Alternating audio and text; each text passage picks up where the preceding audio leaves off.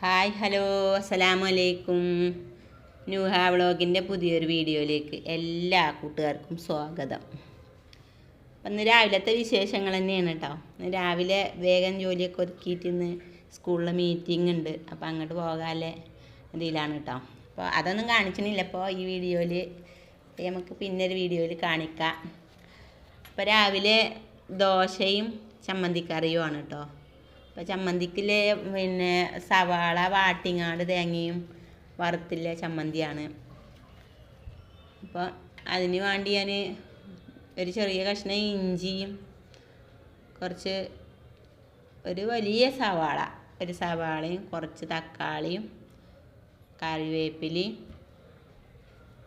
എല്ലാം കൂടി ഇട്ടുങ്ങാണ്ട് നല്ലോണം ഒന്ന് വാട്ടി വയന്ന് വന്നപ്പം അതിലേക്ക് ഞാൻ കുറച്ച് തേങ്ങ ഇട്ട് കൊടുത്തു. പിന്നെ ചെറിയൊരു കഷ്ണം പുളിയും ഇട്ട് കൊടുത്തു കേട്ടോ. അത് നല്ലോണം ഒന്ന്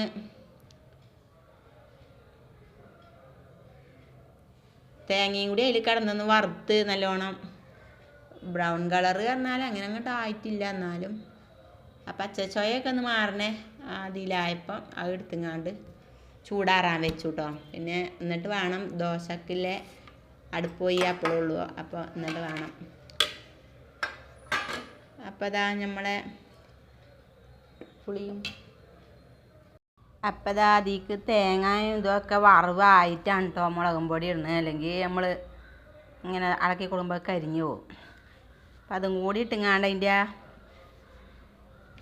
പച്ചച്ചോയൊക്കെ മാറിയിട്ട് നമുക്കിത് നല്ലോണം ഒന്ന് അടിച്ചെടുക്കാം. ഞാൻ ഇച്ചിരി വെള്ളം കൂട്ടിങ്ങാണ്ടാട്ടോ അടിച്ചിക്കണത്. ഇതിങ്ങനെ വെള്ളം കൂട്ടാതെ പൊടിയാക്കി എടുത്താലും നല്ല രസമാണ് വാരി തിന്നുക. പക്ഷേ ഇവിടെ ഉള്ളവർക്കൊക്കെ ഇച്ചിരി കറി വേണം. അപ്പം അതിന് വേണ്ടിയാട്ടോ.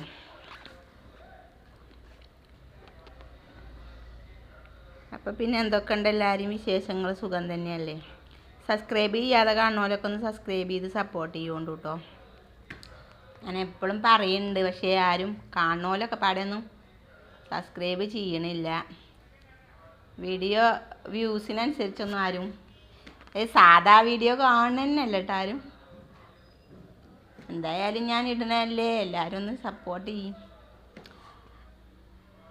അപ്പം അതാ ദോശകൾക്ക് ഇങ്ങനെ ഓരോന്നായി ചുട്ട് അതങ്ങനെ കഴിയുന്നുണ്ട്.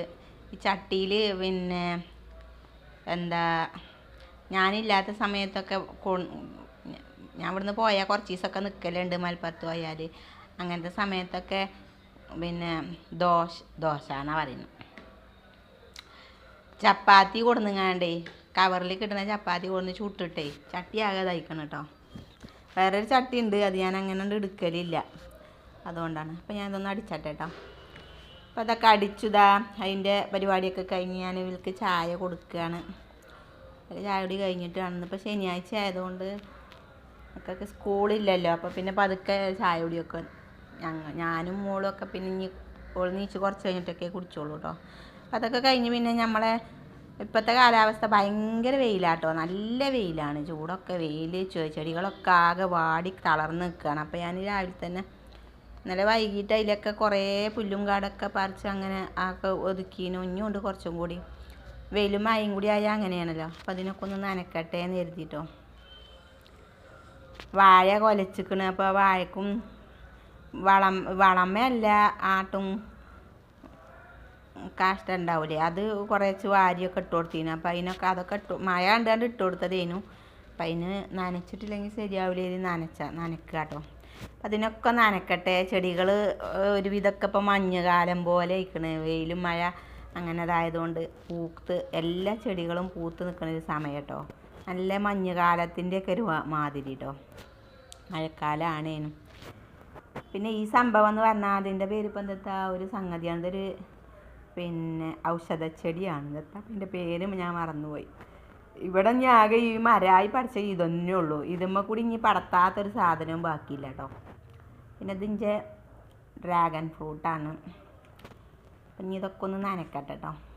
ഇവിടെ രാവിലെ വെയിൽ തുടങ്ങിക്കഴിഞ്ഞാൽ അസ്തമിച്ചിന് വരെ വെയിലാണ്, അതുകൊണ്ടാണ് കേട്ടോ ഇങ്ങനെ ഉണങ്ങണത്. അതൊക്കെ ഒന്ന് നനച്ചിട്ട് വരാം.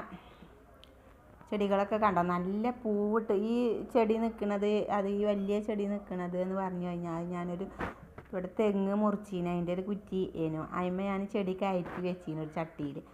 അങ്ങനെ ആയി ഒരു ദിവസം ആരോ ആ ചട്ടി ഇങ്ങനെ തെള്ളിയിട്ടിങ്ങാണ്ട് അത് പൊട്ടീന് കേട്ടോ.